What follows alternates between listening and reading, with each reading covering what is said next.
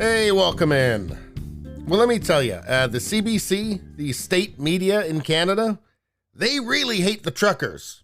They really hate honking, but they do seem to really like, I guess the most neurotic, most emotionally fragile people in Canada.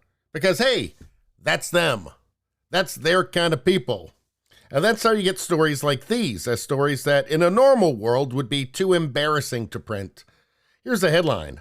The trucks have left Ottawa, but phantom honking lingers for many downtown. Phantom honking. That's right. Truck ghosts, I guess, are lingering in Ottawa, terrifying the locals.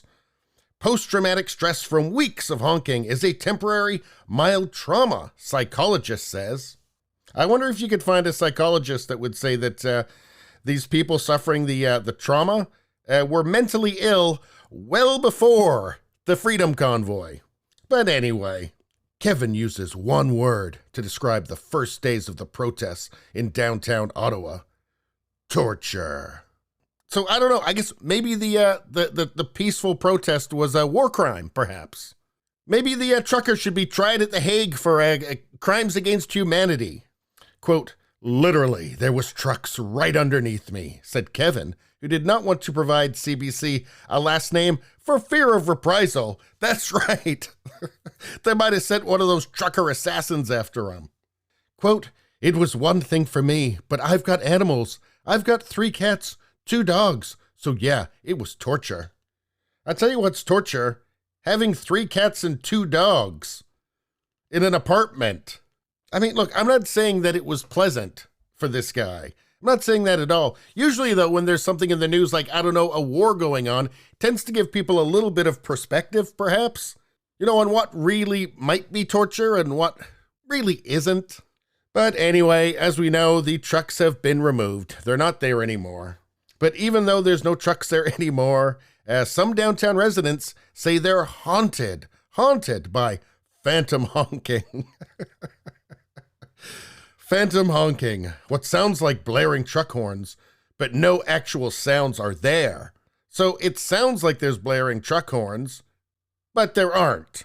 So I don't know, is this everybody in Ottawa now is hearing or is it a few people that maybe have some other problems already?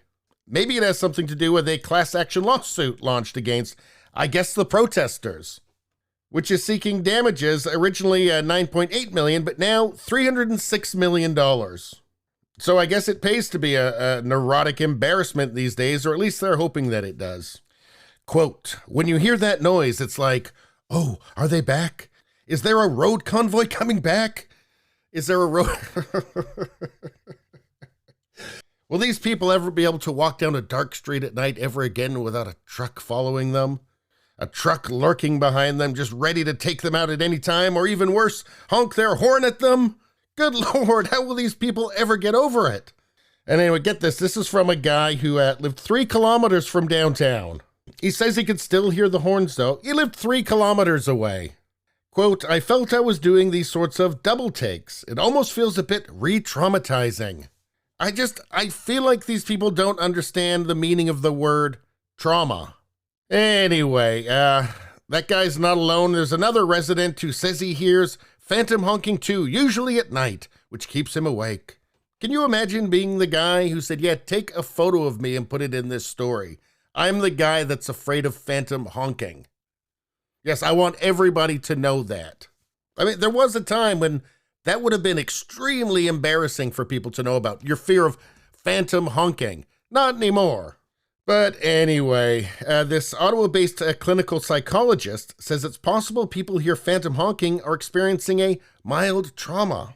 Quote, these sounds become sort of embedded in mind, kind of like the way trauma leads to flashbacks.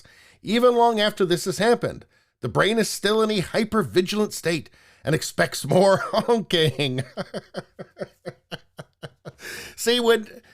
See, this sentence should end with something else. It shouldn't end with honking. It should be, like actual violence or something. Something that would actually be genuinely traumatizing. The brain is still in a hyper-vigilant state and expects more being invaded by Russia. I mean, that would make a lot of sense, right?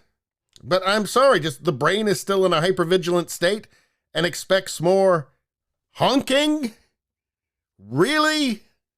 Okay, I guess this is the state of Canada now. Let's hope Canada doesn't get invaded anytime soon, because it's not going to go very well for Canada. Let's see, if the problem continues, he said people shouldn't hesitate to reach out to a doctor or mental health professional. I think the reaching out to a mental health professional should have happened a long time ago, if you're afraid of phantom horns. Anyway, that's all I got to say about that. Please subscribe, like, and share. That really helps me out. If you just like to listen, there's the podcast Radio Baloney. So on pretty much every platform. If you look for it, you will find it. Thank you very much. I'll see you next time.